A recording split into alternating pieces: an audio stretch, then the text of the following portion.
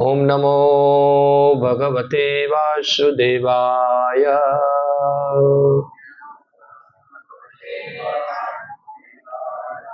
ओम नमो भगवते वासुदेवाय।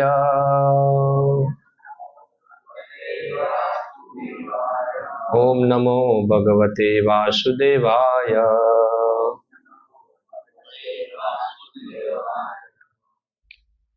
श्रीमद् भगवद गीता यथारूप अध्याय 2 श्लोक संख्या 47 मेरे पीछे दोहराइए। कर्मणि एव अधिकारः ते मा फलेषु कदाचन मा कर्मफल हेतुः भू मा ते संगः अस्तु अकर्मणि। कर्मण्येवाधिकारस्ते मा फलेषु कदाचन मा कर्मफल हेतुर्ब्रूमा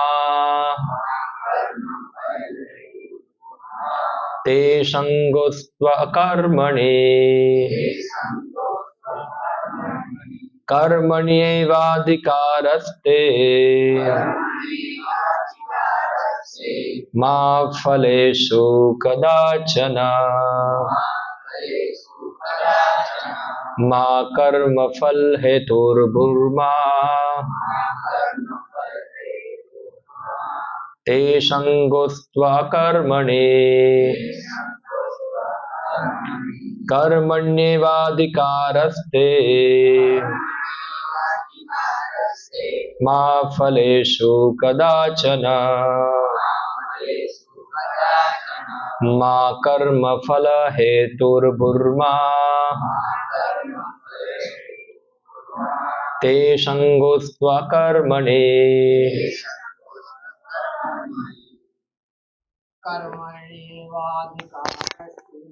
कर्मण्येवाधिकारस्ते मा फलेषु कदाचन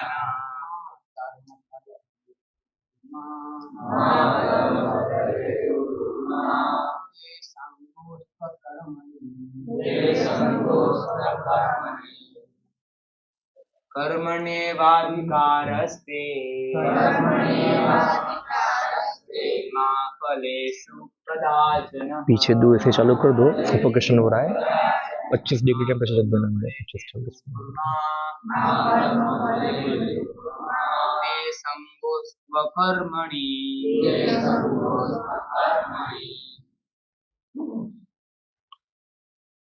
माता जी।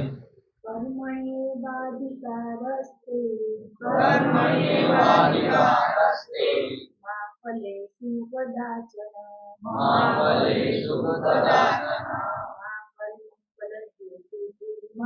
मा कर्मफल हेतुर्ब्रूमा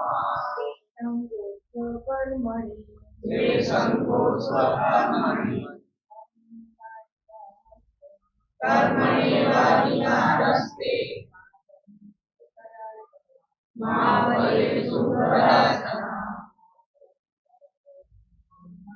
मा कर्मफल हेतुर्ब्रूमा ते संगोस्त्वकर्मणि। कर्मण्येवाधिकारस्ते मा फलेषु कदाचन मा कर्मफल हेतुर्ब्रूमा ते संगोस्त्वकर्मणि।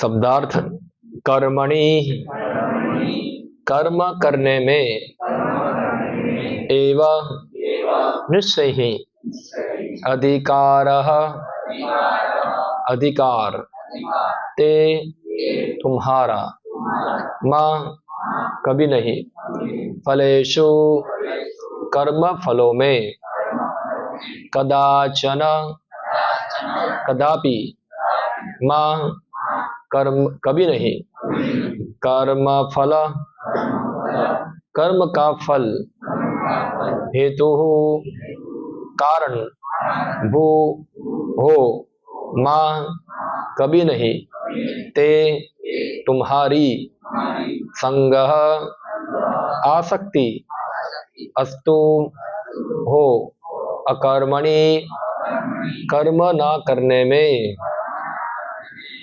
अनुवाद एवं तात्पर्य कृष्ण कृपा मूर्ति अभय चरणारविंद भक्ति वेदांत स्वामी श्री कृपा द्वारा। तुम्हें अपना कर्म यानी कि कर्तव्य करने का अधिकार है, किंतु कर्म के फलों के तुम अधिकारी नहीं हो। तुम ना तो कभी अपने आप को अपने कर्मों के फलों का कारण मानो, ना ही कर्म ना करने में कभी आसक्त हो। तात्पर्य यहाँ पर 3 विचारणीय बातें हैं। कर्म यानी कि स्वधर्म, विकर्म तथा अकर्म। कर्म यानी कि स्वधर्म वे कार्य है जिनका आदेश प्रकृति के गुणों के रूप में प्राप्त किया जाता है। अधिकारी की सम्मति के बिना किए गए कर्म विकर्म कहलाते हैं और अकर्म का अर्थ है अपने कर्मों को ना करना। भगवान ने अर्जुन को उपदेश दिया कि वह निष्क्रिय ना हो, अपितु फल के प्रति आसक्त हुए बिना अपना कर्म करे। कर्म फल के प्रति आसक्त रहने वाला भी कर्म का कारण है। इस तरह वह ऐसे कर्म फलों का भोक्ता होता है। जहां तक निर्धारित कर्मों का संबंध है, वे 3 उपश्रेणियों के हो सकते हैं, यथा नित्य कर्म, आपातकालीन कर्म तथा इच्छित कर्म। नित्य कर्म फल की इच्छा बिना शास्त्रों के निर्देशानुसार सतगुण में रहकर किए जाते हैं। फलयुक्त कर्म बंधन के कारण बनते हैं, अतः ऐसे कर्म अशुभ है। हर व्यक्ति को अपने कर्म पर अधिकार है, किंतु उसे फल से अनासक्त होकर कर्म करना चाहिए। ऐसे निष्काम कर्म निसंदेह मुक्ति पथ की ओर ले जाने वाले हैं।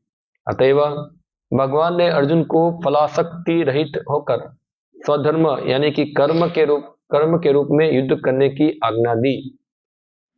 उनका युद्ध विमुख होना आसक्ति का दूसरा पहलू है। ऐसी आसक्ति से कभी मुक्ति पद की प्राप्ति नहीं हो पाती। आसक्ति चाहे शिकारात्मक हो या निषेधात्मक, वह बंधन का कारण है।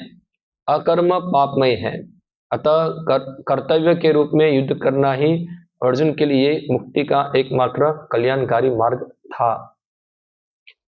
ओम अज्ञानतिमिरन्धस्य ज्ञानाञ्जनशलाकया चक्षुरुन्मिलितं येन तस्मै श्रीगुरुवे नमः।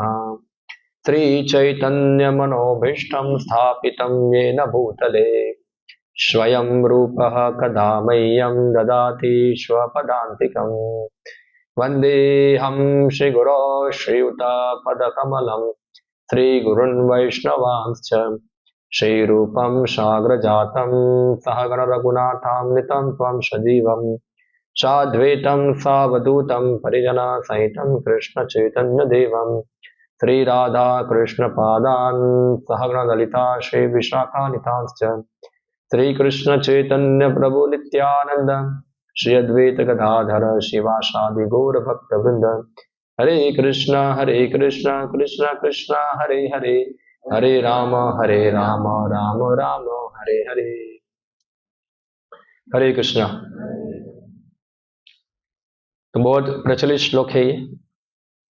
सब लोग जो गीता पढ़े हैं या नहीं पढ़े हैं, सब लोगों ने किधर किधर भी ये श्लोक सुना होगा। वो महाभारत सीरियल के अंदर आता है ये, कर्मण्येवाधिकारस्ते। और मगर हम देखते हैं कि श्लोक जानते हैं, मगर इसका क्या अर्थ है लोग नहीं जानते हैं। तो इस श्लोक के अंदर भगवान कृष्ण अर्जुन को बता रहे हैं कि किस प्रकार व्यक्ति कर्म करेगा तो उसको पाप लगेगा नहीं। हाँ, क्योंकि देखो, हम कुछ ना कुछ कर्म करते हैं, उसके फल बनते हैं। तो फल दो विभाग में विभाजित होते हैं, या तो ये पाप कर्म होगा या फिर क्या होगा, पुण्य फल होगा। और हर कोई व्यक्ति कुछ ना कुछ काम करता है, उसके पीछे एक हेतु होता है, उद्देश्य होता है। यानी कि वो जो कर्म के द्वारा जो फल होगा, परिणाम होगा, वो परिणाम के द्वारा वो खुद उसको भोग कर, उसके फल को भोग कर वो उसको एंजॉय करना चाहता है, आनंद लेना चाहता है, फल का भोक्ता होना चाहता है। तो भगवान कृष्ण बताते कि कैसे व्यक्ति जो है कर्मों के बंधन में गिरता है और कैसे व्यक्ति ये कर्मों के बंधन से निकल सकता है। दो चीज बता रहे हैं। तो भगवान बताया कि हर व्यक्ति को अपने कर्मों करने का अधिकार है। और खासकर कर्म शब्द जब आता है गीता के अंदर, ये शब्द बार बार गीता में आएगा, कर्म कर्म कर्म। तो इसका अर्थ हमको समझना होगा संदर्भ के अंदर। जब भी कर्म शब्द आता है तो उसका अर्थ होता है नियत कर्म। नियत शब्द का अर्थ होता है, अंग्रेजी में इसको कहते हैं प्रिस्क्राइब। यानी कि कोई ऊपरी अधिकारी द्वारा हमारे लिए जो कर्म निर्धारित किया हुआ है उसको क्या कहते हैं, नियत कर्म, प्रिस्क्राइब ड्यूटीज। और ये नियत कर्म जो हमारा होता है वो निर्धारित होता है हमारे जिस प्रकार से हमने प्रकृति के गुणों को अर्जित किया है, हमारा एक विशेष प्रकार का स्वभाव इंक्लिनेशन बना है, उस प्रकार से हमारे नियत कर्मों को निर्धारित किया हुआ है। तो हम देखते हैं पूरा जगत जो है भौतिक प्रकृति के 3 गुणों द्वारा चलता है। तो हर व्यक्ति के स्वभाव भी जो होते हैं वो 3 गुणों द्वारा क्या है, चलित है, प्रभावित है। हाँ, तो कोई व्यक्ति ज्यादा सत्वगुण में होगा, कोई व्यक्ति ज्यादा रजोगुण में होगा, कोई व्यक्ति तमोगुण में होगा, जिसके कारण अलग अलग प्रकार की प्रकृति उसकी बनती है। और वो प्रकृति को अच्छे कामों में लगाने के लिए क्या है, नियत कर्म बनाए गए हैं। जैसे कि जो व्यक्ति सत्वगुण में होते हैं तो ज्यादा बुद्धिशाली होते हैं, बुद्धिमान वर्ग बोलेंगे उसको। और गीता के अंदर भगवान बताते हैं कि ये विभाजन उसको कहते हैं ब्राह्मण। क्या कहते हैं, ब्राह्मण। जो सत्वगुण में रहकर कर्म करता है वह है ब्राह्मण। तो दुनिया के कोई भी विभाग के अंदर आपको ऐसे लोग पाए जाएंगे जो बुद्धिमान है, इंटेलिजेंट है। तो हम देखते हैं आजकल ये विभाजन जो होता है लोग करते अपने जन्म के आधार पे, कास्ट सिस्टम हम देखते हैं भारत के अंदर चलती है, कास्ट सिस्टम। लोग कास्ट के अनुसार विभाजन करते हैं, मगर जो वैदिक प्रथा है वो जन्म के आधार पे इतना महत्व देती नहीं है। व्यक्ति जन्म हो सकता है उसका ब्राह्मण के परिवार में, मगर उसने गुण अर्जित नहीं किए ब्राह्मण के, तो ब्राह्मण माना जाएगा नहीं, उसको अलग वर्ग में रखा जाएगा। मगर आजकल हम देखते हैं लोग जन्म के आधार पे ये चलता है। मगर वैदिक प्रथा है गुण कर्म विभागशः, व्यक्ति के गुण और कर्मों के अनुसार ये विभाजन होता है। तो हर जगह पे आपको ऐसे बुद्धिमान वर्ग मिलेंगे आपको, जो कोई ना कोई क्या होगा, बुद्धिमान होगा, जिसको ब्राह्मण कहा जाता है। फिर दूसरा क्लास जो है वह एक क्षत्रिय, जो शासन करता है, जो रजोगुण के प्रभाव में होता है। तीसरा क्लास जो है वह है वैश्य, जो रजो और तमोगुण का मिश्रण के प्रभाव से होता है। और चौथा क्लास है शूद्र, जिसको लेबर क्लास कहते हैं, जो तमोगुण के प्रभाव में होता है। तो ऐसे ही हर समाज के अंदर, हर दुनिया के किसी भी कोने में आपको ये 4 प्रकार के व्यक्ति प्राप्त होंगे। ऐसा नहीं कि ब्राह्मण के अंदर ही भारत के अंदर ही ये 4 वर्ण है, अमेरिका में नहीं है, चाइना में नहीं है, रशिया में नहीं है। हाँ, वो नाम अलग देते होंगे, मगर विभाजन तो क्या है, वहां होता ही है। चाहे चाइना हो, चाहे रशिया हो, चाहे अमेरिका हो, वहां भी कोई बुद्धिमान वर्ग होगा।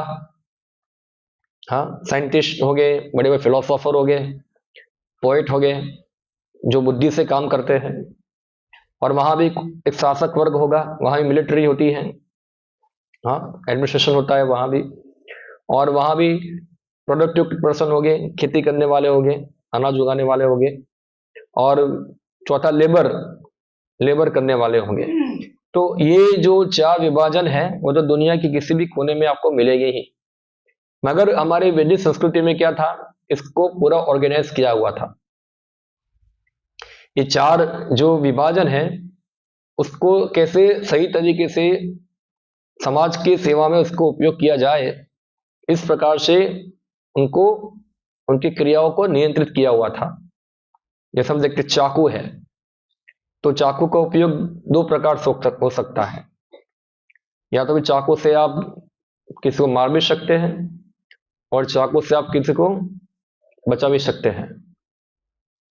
तो ऐसे ये जो चार वर्ण है, अगर उसका सही तरह से काम लिया जाए तो उससे समाज को फायदा भी होगा। अगर उसको गलत दिशा में चले गए तो उससे नुकसान भी होगा।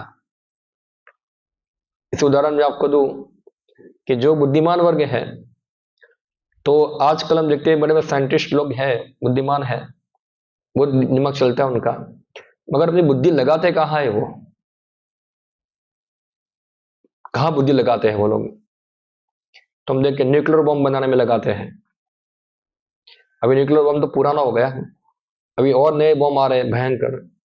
हाँ, जैविक बॉम्ब बनाते हैं, कुछ बायोलॉजिकल वेपन बनाते हैं। तो बुद्धि है, मगर बुद्धि कहाँ लगाते हैं, पूरा कैसे सृष्टि का विनाश किया जाए, कैसे दूसरों का हानि किया जाए, इसके लिए बुद्धि लगाते हैं। उसी प्रकार से शासक वर्ग जो है, क्षत्रिय है, यानी योद्धा वर्ग है, उनके पास शक्ति है, तो शक्ति के द्वारा उनका उपयोग हो सकता है प्रजा की रक्षा करने के लिए। मगर वही शक्ति का उपयोग दुरुपयोग होता है जब प्रजा का रक्षा की जगह पे क्या होता है, उनका हनन होता है। तो हम देखते हैं वो जगह मिलिट्री जो होती है तो प्रजा को ही दबाती है। हाँ, हम देखते हैं बांग्लादेश के अंदर क्या चल रहा है, आप देखते हो, न्यूज से पता होगा आपको। वहां तो मिलिट्री का पर्पस क्या होता है, शासक वर्ग का कि रक्षा करना प्रजा की, मगर वही उनको मारेगा तो क्या है, तो शक्ति का दुरुपयोग हो गया। उसी प्रकार से वैश्य जो है, कृषि गोरक्षा वाणिज्यम, हाँ, कृषि करना, गोरक्षा करना, तो अगर वो भी वैदिक प्रथा के अनुसार चलते नहीं है तो वो उसमें ब्लैक मार्केट कर कर पूरा व्यापारीकरण को बिगाड़ते हैं। जैसे आप देखो, आज कोई भी चीज खरीदने जाओ आप, तो घी भी है या कुछ भी अनाज भी है, शुद्ध मिलता नहीं है, क्योंकि ज्यादा कंसर्न किसके ऊपर है, प्रॉफिट के ऊपर है, क्वालिटी के ऊपर नहीं है, सर्विस के ऊपर नहीं है। और उसी प्रकार से लेबर यानी कि शूद्र, तो आजकल समाज के अंदर लेबर ही ज्यादा है, कलो शूद्र संभव। तो चार प्रकार के ये विभाग पाए जाएंगे।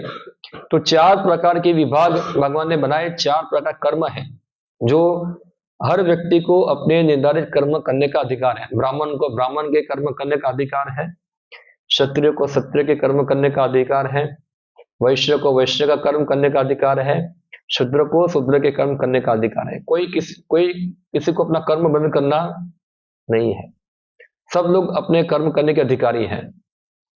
मगर यहां भगवान एक चीज बताते हैं, ठीक है आप कर्म करो, मगर आप वो कर्म के फलों के अधिकारी आप नहीं है।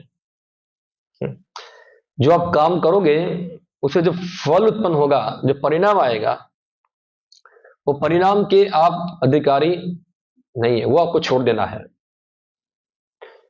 अगर आप मानते हो कि फल का कारण मैं हूं, यानी कि इसका हेतु मैं हूं, ये फल ये जो मैंने किया है वो मेरे कारण हुआ है, तो फिर क्या होगा, वो फल के परिणाम से आपको बंधना होगा।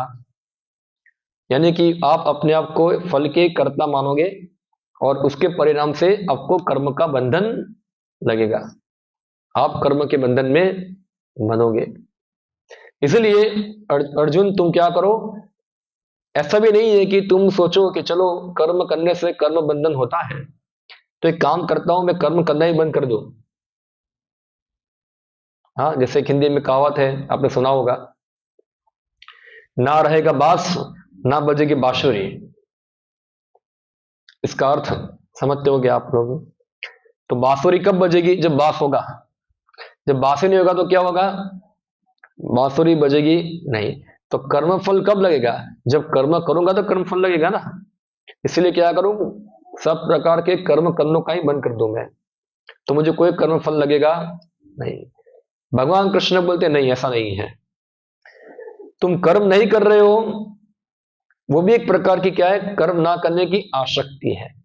तो भगवान यह बता रहे हैं कि देखो अर्जुन, कर्म फल लगता कैसे है, कर्म फल लगने का कारण क्या है? तो भगवान बताए कर्म फल लगने का कारण है फलों के प्रति आसक्ति। हमारा आसक्ति जो है वही कर्म के फलों का कारण है। तो अगर तुम कर्म ना करो, मुझे कर्म नहीं करना है, जैसे अर्जुन सोच रहा था मुझे युद्ध नहीं करना है, तो युद्ध ना करना वो भी क्या है? अर्जुन की एक प्रकार की आसक्ति है,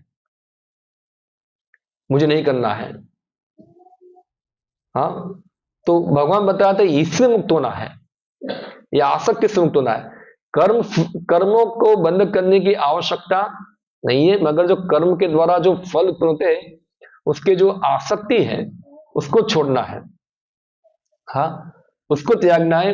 जो व्यक्ति इस प्रकार उसको त्यागेगा तो अपने कर्म फल से वो मुक्त रहेगा, उससे मुक्त रहेगा। वो कभी कर्म फलों के अंदर बंधेगा नहीं। जैसे कि हम देखते हैं, आप लोग को पता होगा, जैसे कम्युनिस्ट आइडिया है, साम्यवादी विचारधारणा है।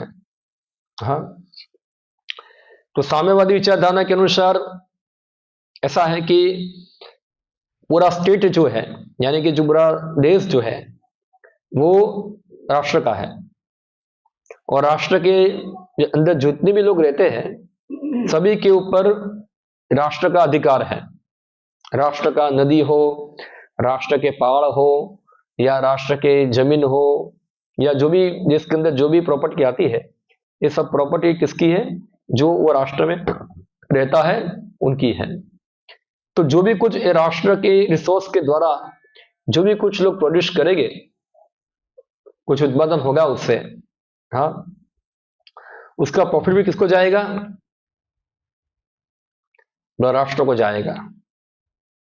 तो आप देखो, खासकर चाइना या तो फिर रशिया जो साम्यवादी विचारधारा धराते हैं, उसमें क्या होता है कि चाहे डॉक्टर हो, चाहे लेबर हो, जो भी हो, वो सब चीज है स्टेट को दे देना है। यानी कि अगर मैं 1 लाख कमाता हूं मेरे फल के द्वारा, तो मुझे 1 लाख जो है अगर समाज में जितने लोग रहते हैं वो सबके साथ शेयर करना है, और मेरा उसमें से पोर्शन कुछ रहेगा, बाकी मुझे क्या करना है? सबको शेयर कर देना है। क्योंकि वो 1 लाख मैंने कमाया, वो उसमें सबका अधिकार है, क्योंकि रिसोर्स में क्या था? सबका अधिकार था। इसलिए मैं इसका केवल मालिक हो सकता नहीं हूं। बाकी देशों में अलग विचारधारा चलती है, जैसे अमेरिका है, भारत या अन्य देशों के अंदर वहां मूढ़ीवादी है, कैपिटलिस्ट लोग होते हैं।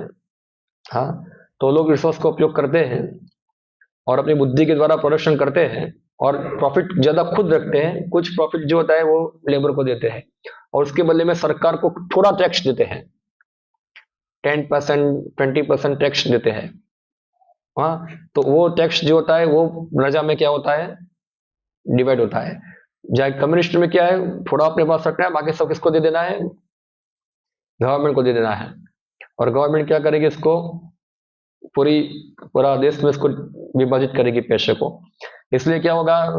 पैसों का बैलेंस बना रहेगा, यानी गरीब व्यक्ति गरीब नहीं बने रहेगा, अमीर व्यक्ति होगा अमीर नहीं होगा, सब बैलेंस बने रहेंगे। कम्युनिस्ट आइडिया है, मगर ऐसा होता नहीं है। देखते हैं वो भी, इसमें भी करप्शन होता है। तो चाहे कम्युनिस्ट हो चाहे कैपिटलिस्ट हो, दोनों ही इनपरफेक्ट आइडिया है। मगर यहां जो बताए, ये जो चीज है वैदिक, हमारा वैदिक सिस्टम जो है उसको हम कहेंगे स्पिरिचुअल कम्युनिज्म। क्या कहेंगे? स्पिरिचुअल कम्युनिज्म, आध्यात्मिक साम्यवाद। कम्युनिज्म में क्या है? समाज में कोई हायरार्की नहीं है, कोई बड़ा छोटा नहीं है, सब कुछ समान है। मगर वैदिक सिस्टम में क्या है, हायरार्की है, ब्राह्मण, क्षत्रिय, वैश्य, शूद्र, first class, second class, third class, fourth class, मगर हर व्यक्ति का अपने अपने कर्मों का अधिकार है। ऐसा नहीं कि ये वर्ग ही महत्वपूर्ण है, ये वर्ग को नेग्लेक्ट किया जाएगा, सभी वर्ग महत्वपूर्ण है, मगर समाज में कुछ वर्गों का योगदान जो होता है वो ज्यादा महत्वपूर्ण होता है। जैसे उदाहरण मैं आपको दूं, जैसे हमारा शरीर है, तो शरीर के 4 विभाग हैं, सिर है, हाथ है, हमारा पेट है और हमारे पैर है।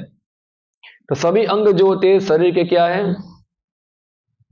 महत्वपूर्ण है। कोई भी शरीर के अंग में कुछ प्रॉब्लम होगा तो शरीर, उसका असर कहां होगा, सीधा शरीर के ऊपर होगा, शरीर ठीक से काम करेगा नहीं। मगर फिर भी शरीर के अंदर एक सबसे महत्वपूर्ण अंग कौन सा है, सिर। सपोज अगर आपका सिर कट गया तो हाथ होगा, पैर होगा, पेट होगा, कुछ काम का है, कुछ काम का नहीं है। चलो आपका हाथ कट गया तो भी शरीर तो कुछ ना कुछ चलता रहेगा, पैर कट गया तो भी चलता रहेगा, मगर सिर कट गया तो खत्म हो गया। इसलिए समाज के अंदर सबसे आवश्यक है बुद्धिमान वर्ग, इसको ब्राह्मण कहते हैं। आजकल के ब्राह्मण की बात नहीं करता हूं मैं, जो मसाला मावा खाने वाले होते हैं, वो ब्राह्मण की बात नहीं। जो शुद्ध ब्राह्मण, जो रेगुलर ब्राह्मण है, जो ये वैदिक प्रथा के अनुसार जीवन जीता है, ऐसे ब्राह्मणों की बात हो रही है, जो वास्तव में समाज के अंदर कोई योगदान देता है, अपनी बुद्धि के द्वारा समाज के अंदर योगदान, कोई गाइडेंस देता है, मार्गदर्शन देता है, तो ये ब्राह्मण की बात होती है। तो ये हायरार्की जो होती है, विभाग जो होता है, ब्राह्मण, क्षत्रिय, वैश्य, शूद्र, मगर सबका उद्देश्य क्या है, तो सबका उद्देश्य है कि अपने अपने कर्मों के द्वारा भगवान को संतुष्ट किया जाए, भगवान को संतुष्ट करना।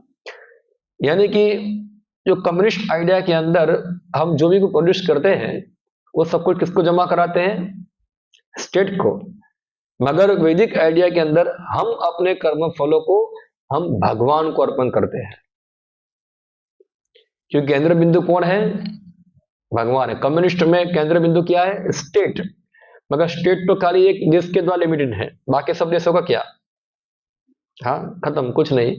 मगर जो वैदिक विचारधारा है उसमें सभी कर्म के फलों को भगवान को अर्पण करना होता है, विष्णु आराधना। हाँ, इसलिए विष्णु पुराण में श्लोक आता है, हाँ, वर्णाश्रम आचरता पुरुष पुमान विष्णु आराधते पंथा न नियत तोष कारणम, कि हर व्यक्ति जो वर्ण और आश्रम को पालन करता है, सबसे बड़ा उद्देश्य उनका ये है कि अपने अपने कर्मों के द्वारा वो क्या करे, विष्णु की आराधना करे, न ये तोष कारणम। यानी कि हर व्यक्ति चाहे जो भी कर्म करे, कोई समस्या नहीं है, मगर वो कर्मों का केंद्र बिंदु होना चाहिए विष्णु आराधना। अगर वो विष्णु आराधना के लिए कर्म नहीं करते हैं तो वो कर्म क्या बन जाएगा, वो कर्म का भोक्ता खुद बन जाएगा, और उससे क्या होगा, उसको कर्म बंधन लगेगा। इसलिए वैदिक समय के अंदर विष्णु आराधना होती थी। खास करके सभी लोग जो थे, वो राजा जो होता है वो विष्णु आराधना की व्यवस्था करता था। इसलिए राजा का मुख्य कर्तव्य है हर बार यज्ञ करना। क्या करना, यज्ञ। तो राजा उस समय के लिए बड़े बड़े यज्ञ का निर्माण करते थे, और यज्ञों के द्वारा सभी समाज के सभी लोगों के कर्म फलों को यज्ञों को अर्पित करते थे। हाँ, तो वैश्य होगा तो वैश्य के द्वारा कुछ उत्पादन होगा, तो उत्पादन का कुछ पोर्शन कलेक्ट कर कर यज्ञ में अर्पित करना है।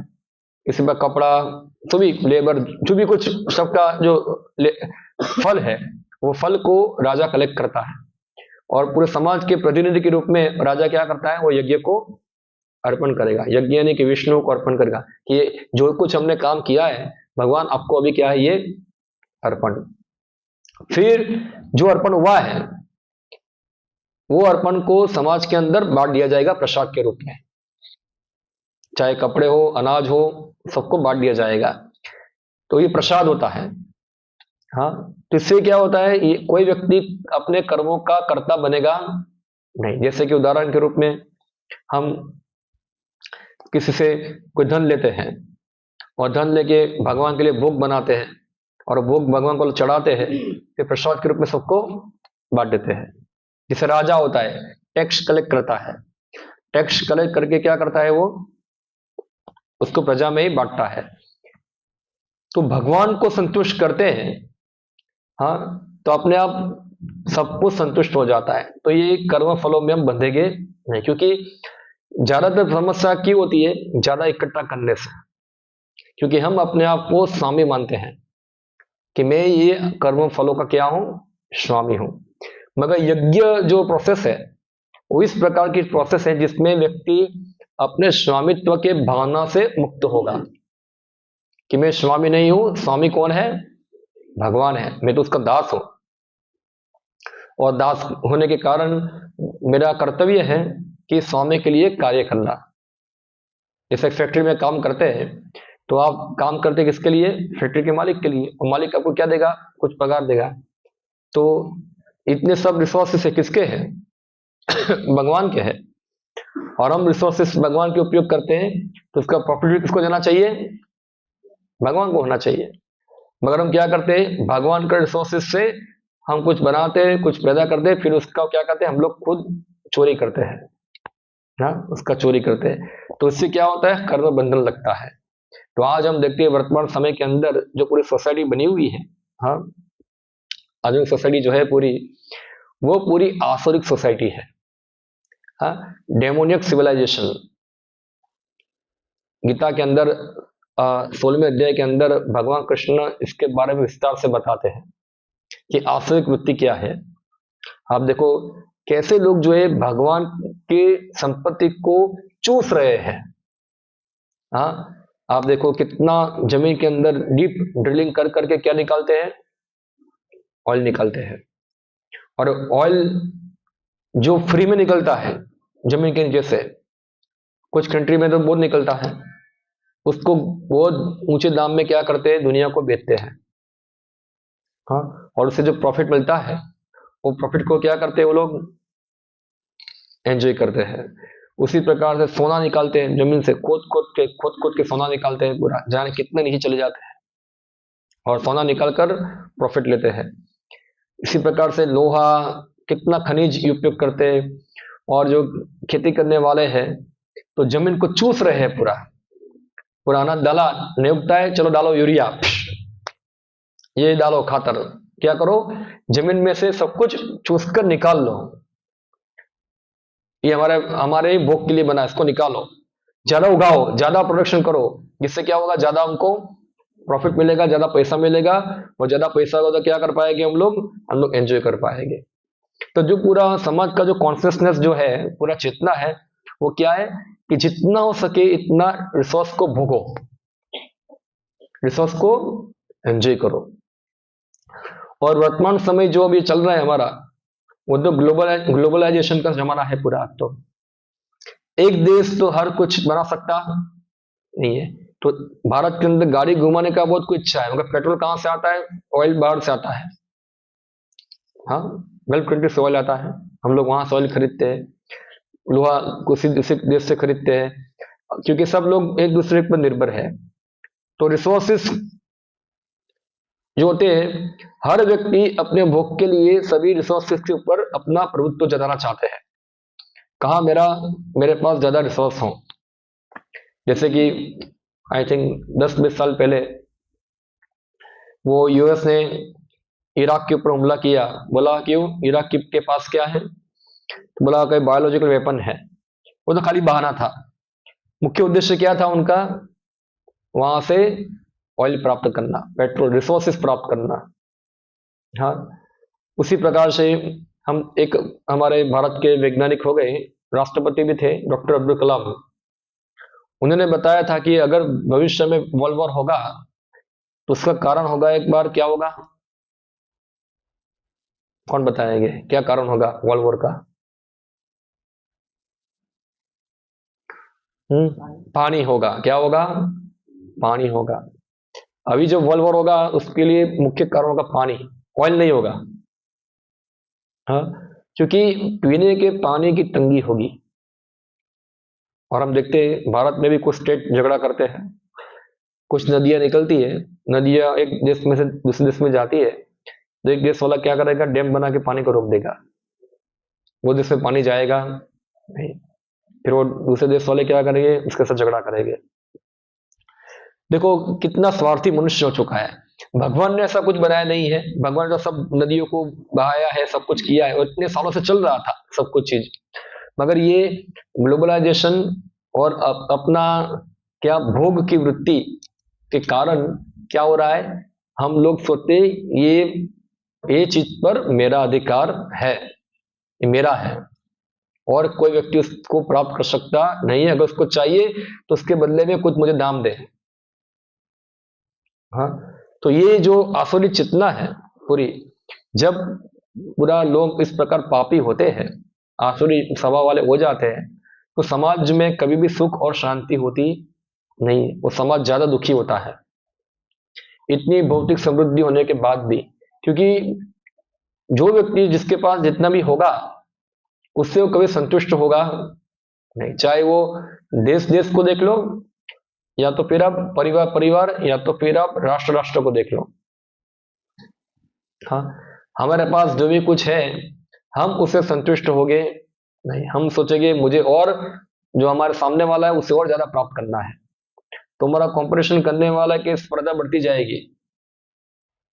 एक देश होगा, ओके हमको चाइना को डिफीट करना है, भारत वाले बोलेंगे हमको चाइना से आगे निकलना है, चाइना वाले बोलेंगे हमको अमेरिका से आगे निकलना है। ये क्या स्पर्धा चलता है, किसके लिए स्पर्धा चलती है, कौन व्यक्ति कितना रिसोर्स को एक्सप्लॉइट करे, कितना रिसोर्सेस जो है उसको एक्सप्लॉइट कर कर अपने भोग के अंदर लगाए। अगर कोई व्यक्ति हमको उसका रिसोर्स देगा नहीं तो हम क्या करेंगे, जबरदस्ती उसके आक्रमण करेंगे और उसका रिसोर्सेज हम छीन लेंगे। आज वैसे ही चलता है दुनिया में। तो ये आसुरिक वृत्ति है। मगर हमारा जो वैदिक सिस्टम जो है, वैदिक वर्णाश्रम सिस्टम जो है हमारा, वो इस प्रकार का है कि ठंडी लग रहा है, ठंडी लगे છે? हाँ, रिमोट અહીંયા છે,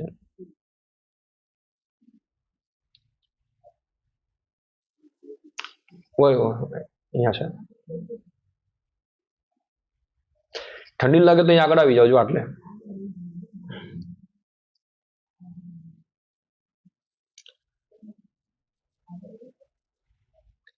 આ બધા વધારે માણસો છે ને સફોકેશન થાય બધાને, એટલે ચાલુ રાખ્યું છે। एक चालू रखो खाली, एक चालू रखे तो चल जाएगा।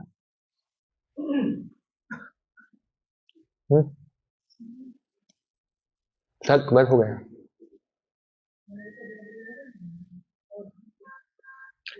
ओके, हरे कृष्णा। तो सब लोग क्या चाहते हैं, अपनी सुविधा सुविधा के लिए क्या चलता है, झगड़ा चलता है। जैसे उदाहरण हम देखते हैं, इसको ऐसे चाहिए, किसको ऐसे नहीं चाहिए, सबको अपनी अपनी सुविधा का इच्छा रहता है। मगर वैदिक परंपरा क्या है कि किस प्रकार जो है हम भगवान को संतुष्ट करें, चाहे हमारी सुविधा हो या ना हो, वो मुख्य चीज होती है। तो देशों में चलता है, ये एक इंडिविजुअल लेवल पे चलता है और देश देश में भी चलता है पूरा।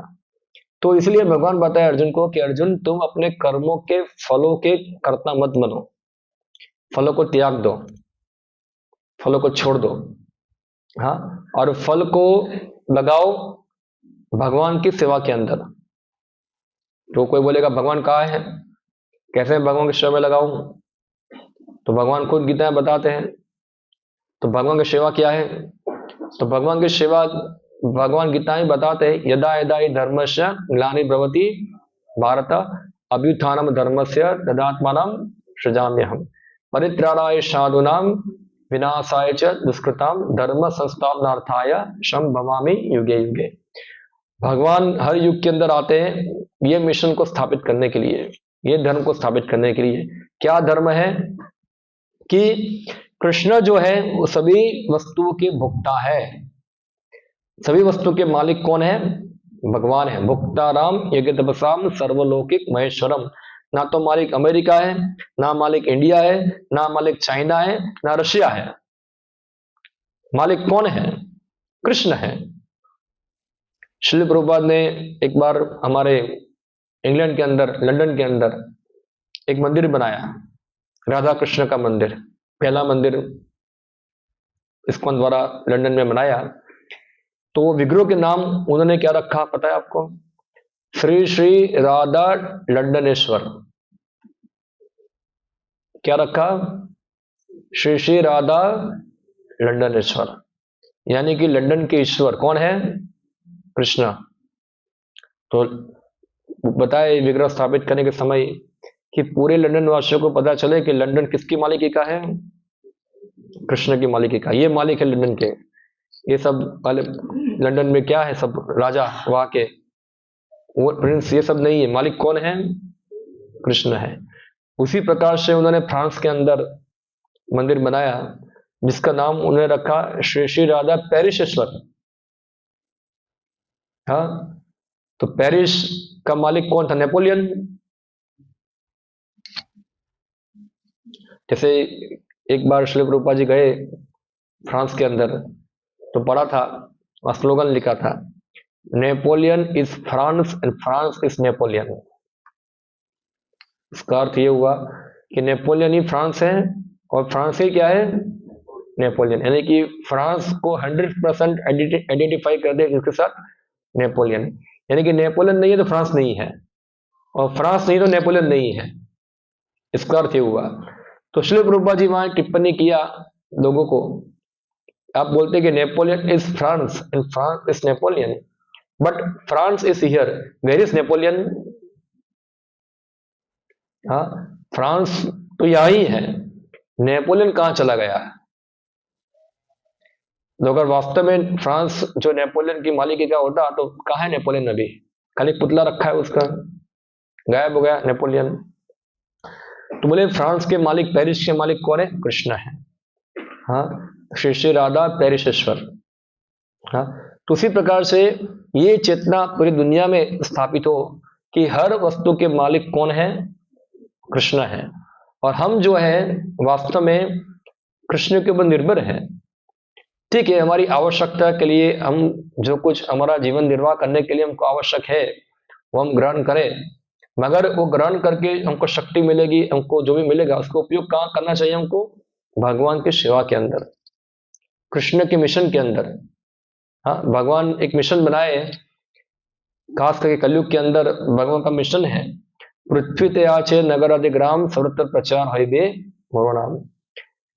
चैतन्य महाप्रभु बताए भगवान कृष्ण की इच्छा है कि जितने भी पृथ्वी पे घर, जितने भी गांव शहर जो भी है, सब जगह पे भगवान कृष्ण के नाम, उनकी कीर्ति, उनका गुणगान, उनके भक्तिमय सेवा सब जगह पर फैलनी चाहिए। ये भगवान का मिशन है। खाली भारत में नहीं, गुजरात में नहीं, पूरी दुनिया में, पूरी दुनिया के अंदर ये भगवान के मिशन को फैलाना है।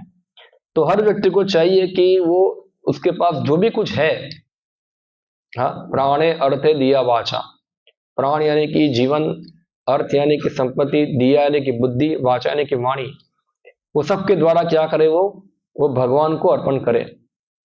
अपनी शक्ति जो है वो किसको करे? भगवान को अर्पण करे। अगर वो शक्ति भगवान को अर्पण नहीं करेगा, वो को शक्ति किसको अर्पण करनी पड़ेगी? था? तो कोई और एक आपका बॉस होगा, उसकी आपको सेवा करनी पड़ेगी। जो बॉस कभी भी संतुष्ट होगा नहीं, और आपका शोषण नहीं करेगा, और आपको थोड़ा बहुत पैसा दे देगा, ठीक है चल जाओ, और इस प्रकार से आपका चलता रहेगा गाड़ी, मगर उससे क्या होगा? हम वो कर्मों के फल के बंधन में गिरेंगे। या तो फिर हम शक्ति हम लगाएंगे हमारी इंद्रिय तृप्ति के लिए, कैसे मुझे जगत के अंदर सुख सुविधा ज्यादा मिले। हाँ, हम कभी संतुष्ट हो गए नहीं। चलो मेरे पास आज एक 4 व्हीलर है, तो मुझे अभी क्या चाहिए? 2 4 व्हीलर चाहिए, 3 चाहिए, 4 चाहिए, 5 चाहिए, 6 चाहिए। एक घर है, 2 घर चाहिए, 3 घर चाहिए, 4 घर चाहिए। घर में 4-5 रहने वाले हैं, मगर सभी 5 के पास 2-2 मोबाइल फोन होने चाहिए। हाँ, घर में कुत्ता चाहिए, डिमांड बढ़ती जाएगी। हाँ, कभी संतुष्टि होगी नहीं। तो ये क्या है? हमारी कर्मों की शक्ति का दुरुपयोग। ये दुरुपयोग है। हाँ, मगर वही शक्ति अगर भगवान की सेवा में लगती है, हाँ, और भगवान की सेवा में जाकर क्या होता है, उसका लाभ पूरे समाज को होता है, पूरी दुनिया को पहुंचता है। हाँ, तो इस प्रकार से भगवान की सेवा में लगाकर हम ये जो कर्मों के प्रति, फलों के प्रति आसक्ति है, उससे मुक्त हो सकते हैं। क्योंकि यही सबसे बड़ा प्रॉब्लम है हमारा जगत के अंदर बंधन का। हमारा आसक्ति ये कर्मों के फलों से, हम उससे अटैच है बहुत, क्योंकि हम वो कर्मों के फलों को खुद भोगना चाहते हैं, त्यागना को चाहता नहीं। कई बार लोग बोलते हैं, हम पूछते हैं गीता का सार क्या है, तो लोग बोलते हैं गीता का सार है कर्म करो, फल की आशा मत रखो। अच्छा ठीक है, ये गीता का सार है, तो हर पहली तारीख को क्या करते हो, नौकरी करते हो, जाओ फैक्ट्री के मालिक को बोलो मुझे पगार मत देना, क्योंकि मैं कर्म करता हूं, फल की आशा रखता नहीं हूं। खाली बोलने के लिए है। हाँ, अगर 1-2 दिन पगार लेट हो जाएगा तो क्या करेंगे फिर, वो फल की तो आशा बहुत है अंदर, तभी तो काम कर रहे हैं इधर इतना, वरना कौन फ्री में काम करेगा इधर। तो पहले से ही मन में कॉन्सेप्ट क्या है, फल चाहिए, तभी तो काम करने का प्रेरणा मिलेगा। यानी कि वो कर्मों का कारण क्या बन गया, वो बन गया। मगर यहाँ भगवान अर्जुन को बताते हैं तुमको ऐसा कारण बनना नहीं है। हाँ, अगर तुम इस चेतना में युद्ध कर रहे हो कि युद्ध करके मुझे राज्य मिलेगा और राज्य को भोगूंगा, तो वो भी तुम्हारे कर्म फलों का कारण है। अगर तुम सोचते हो कि युद्ध नहीं करूंगा और मैं चला जाऊंगा, वो भी तुम्हारे कर्म फलों का कारण बनेगा। ना तो तुमको युद्ध ऐसे भी नहीं करना है, ना करना कि करना, वो महत्वपूर्ण नहीं है, तुमको अनासक्त होना है, वो महत्वपूर्ण है। वो अनासक्त होने के लिए तुमको कर्म छोड़ने की आवश्यकता नहीं है। ऐसा नहीं कि व्यक्ति कर्म छोड़ के अनासक्त हो जाएगा, कर्म छोड़ के कोई अनासक्त होता नहीं। अनासक्ति कर्म फलों में लानी है, कर्मों में नहीं लानी है, क्योंकि काम तो सबको करना ही है, कुछ ना कुछ तो सबको करना ही पड़ेगा। भगवान आगे बताएंगे शरीर निर्वाह के लिए कुछ ना कुछ तो करना ही पड़ेगा, मगर वो फल को भगवान को अर्पित कर देना है। हाँ, तो हम लोग जो भी कुछ काम करते, उसका कुछ प्रतिशत जो है वो हमको चाहिए कि कृष्ण के मिशन के अंदर, खास करके भगवान का जो सेवा है, हाँ, संकीर्तन आंदोलन चल रहा है अभी वर्तमान समय के अंदर, तो कृष्ण कॉन्शियसनेस जो है, कृष्ण भक्ति जो है, गीता का संदेश है, उसके प्रसार में हम लगाए उसको। उससे क्या होगा, एक तो हमारा कर्म फलों से आसक्ति टूट जाएगा, और फिर क्या होगा, जो भी कर्म फल हमने अर्पित किया है वो फल द्वारा भगवान का कीर्ति दुनिया में फैलेगा।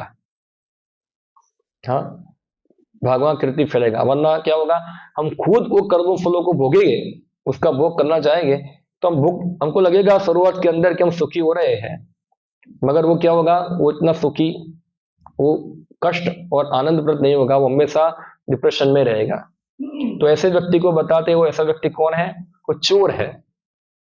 वो कौन है, वो चोर है, जो स्वार्थी है, जो केवल अपने में ही रुचि रखता है, उसको और किस में रुचि नहीं है।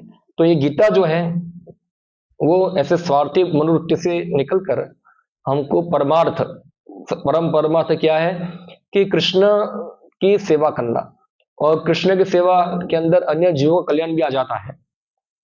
ऐसा नहीं है कि मानव सेवा ही माधव सेवा। कई बार लोग बोलते हैं मानव सेवा ही क्या है, माधव सेवा, यानी कि मानव की सेवा करो तो माधव की सेवा हो जाएगी। हाँ, तो गलत है ये। हाँ, मानव और माधव में अंतर है। मानव तो एक पृथ्वी जल अग्नि वायु आकाश का बना हुआ, पंच महाभूतों का बना हुआ एक कर्म बंधन के द्वारा चल रहा व्यक्ति है मानव। और माधव जो है वो तो ऐसी कर्म फलों के बंधन द्वारा बंधा हुआ व्यक्ति नहीं है। और माधव का मतलब होता है लक्ष्मीपति, वो लक्ष्मी के पति है। मानव तो लक्ष्मी के पति नहीं है। अगर मानव लक्ष्मी का पति बनना चाहता है तो क्या बन जाएगा, वो रावण हो जाएगा। वो जैसे रावण था, रावण क्या था, वो भगवान रामचंद्र से सीता को हरण कर लेके जाना चाहता था, लक्ष्मी को लेके जाना चाहता था, इसलिए वो रावण हो गया। तो रावण की गति क्या हुई, तो राम भगवान द्वारा मारा गया। तो जो मानव जो होते हैं वो माधव बनना चाहते हैं, लक्ष्मीपति बनना चाहते हैं, तो क्या है वो भी रावण बन जाएंगे, माधव नहीं बनेंगे, वो रावण हो जाएंगे। इसलिए मानव और माधव समान नहीं है। माधव की सेवा से चाहे मानव क्या सभी जीवों की सेवा हो जाती है, क्योंकि माधव ही सभी के केंद्र बिंदु है। जैसे कि उदाहरण मैं आपको दूं, हमारे शरीर में अलग अलग अंग है। जैसे हम पेट के अंदर भोजन डालते हैं तो सभी अंगों के अंदर क्या होता है, उसका शक्ति जो है पहुंच जाता है। आपको अलग अलग अंगों को अलग अलग खिलाने की आवश्यकता नहीं है। चलो आज बनाया है गुलाब जामुन, पनीर, पूरी, हलवा सब बनाए, तो एक काम करता हूँ, आज गुलाब जामुन आपको खिलाता हूँ, तुम गुलाब जामुन खाओ, ऐसा है। और हाथ तुम पूरी खा जाओ, और पनीर नाक तुम पनीर खा जाओ, सभी अंगों को खिलाते रहो ऐसे। हाँ, तो क्या है, वो पागलपन है। वो क्या है, तो जो लोग बोलते हैं कि मानव सेवा ही माधव सेवा, वो क्या है, वो गुलाब जामुन को आपको खिलाने वाले जैसे है, इधर इधर। मगर माधव की सेवा करने से खाली मानव नहीं, पूरे जीवों की, पूरी सृष्टि की सेवा हो जाती है। हाँ, पूरी सृष्टि की सेवा हो जाती है, क्योंकि माधव ही सबके केंद्र बिंदु है। यस्मिन तुष्टे जगत तुष्ट। हाँ, जब भगवान तुष्ट होते हैं तो सभी जीव क्या हो जाते हैं, तुष्ट होते हैं। हाँ, जैसे उदाहरण मिलता है महाभारत के अंदर, वो दुर्वासा मुनि जो थे, एक बार पांडवों के वहां आए भोजन ग्रहण करने के लिए। दुर्योधन ने भेजा था कि जाओ आप युधिष्ठिर महाराज के क्या बनो, आप अतिथि बनो वहां। तो बोला मगर कब जाना, जब द्रौपदी भोजन कर ले उसके बाद जाना।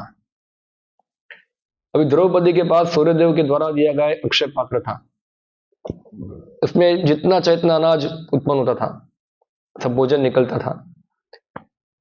तो द्रौपदी ने भोजन कर लिया। जब भोजन कर ले इसके बाद वो अनाज देगा नहीं, वो नेक्स्ट दिन मिलेगा, पूरे दिन के लिए फिनिश, कोटा फिनिश होगा ये। तो द्रौपदी ने खा लिया था, और दुर्वासा मुनि आए, किस अकेले नहीं आए थे, पूरी फौज लेके आए। हाँ, 60,000 शिष्यों को लेके आए। अभी 60,000 लोग यहाँ आ जाएंगे मंदिर में, बोला हमको खाना है, खिलाओ। तुम क्या करेंगे? दुर्वासा मुनि जैसे चिल्लाएंगे, अरे मंदिर में प्रसाद नहीं, खाओ, क्या है। तो दुर्वासा मुनि कुछ बोला नहीं, युधिष्ठिर महाराज ने, ठीक है आप बैठिए, कुछ व्यवस्था करते हैं। अभी युधिष्ठिर महाराज जंगल में थे, उनका राज्य बाजे सब छीन लिया गया था, ना तो उनके पास धन्य था, कुछ भी नहीं था। एक अक्षय पात्र था, सूर्यदेव ने दिया था, उसके द्वारा वो ब्राह्मणों को, जो भी अतिथि थे, उनकी सेवा सब करते थे। अभी तो द्रौपदी ने भोजन कर लिया है, तो क्या करेंगे? तो फिर सोचने लगे। द्रौपदी ने भी देखा कुछ भी नहीं है। तो भक्त लोग जब संकट में होते हैं तो किसको याद करते हैं? भगवान को याद करते हैं। तो कृष्ण को याद किया, कृष्ण आप ये संकट घड़ी आई है, कोई अतिथि हमारे घर से भूखा जाएगा तो वो भी हमारा क्या होगा, इस प्रकार से एक लज्जा का कार्य बनेगा, अपकीर्ति होगी। और दुर्वासा मुनि श्राप देंगे वो अलग, वो तो बोनस आएगा ऊपर से। हाँ, तो हमको ये संकट घड़ी से बचाइए, हमारा अधर्म से हमको बचाइए।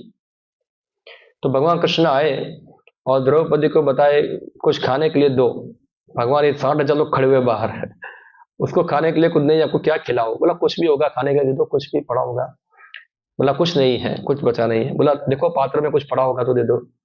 तो देखा एक थोड़ा सा एक अनाज का दाना पड़ा हुआ था। तो द्रौपदी बोला इतना है, बोला इतना दे दो, कोई बात नहीं। तो भगवान ने एक अनाज का दाना ले लिया। भगवान बोलते हैं गीता में, पत्रम पुष्पम फलम तयम यो मे भक्तया प्रयच्छति तदहम भक्ति अस्नाम तदहम भक्ति उपरतम अश्नामी प्रयतात्मनः। जो व्यक्ति मुझे अर्पण करता है मैं उसको स्वीकार करता हूँ। तो ये भक्त लोग थे, तो भक्तों ने प्रेम से दाना भी दिया भगवान को, भगवान खा लिए दाना को। और भगवान दाना खा के भगवान का क्या भर गया? पेट भर गया। जब भगवान का पेट भर गया ना, तो दुनिया के सभी जीवों का पेट भर गया। तो दुर्वासा मुनि के 60,000 शिष्य थे, युधिष्ठिर महाराज बोले जाओ स्नान करके आओ, तब तक भोजन बनाते हैं। वो स्नान करने गए ना, तो पानी में सबका पेट क्या हो गया? भर गया। और सब क्या करने लगे? ओ ओ ओ उनको उक्का आना चालू हो गया। और दुर्वासा मुनि बोला, युधिष्ठिर महाराज ने बहुत बड़ा एक फिस्ट बनाया है, 56 भोग, और हमारा पेट क्या है, भरा हुआ है।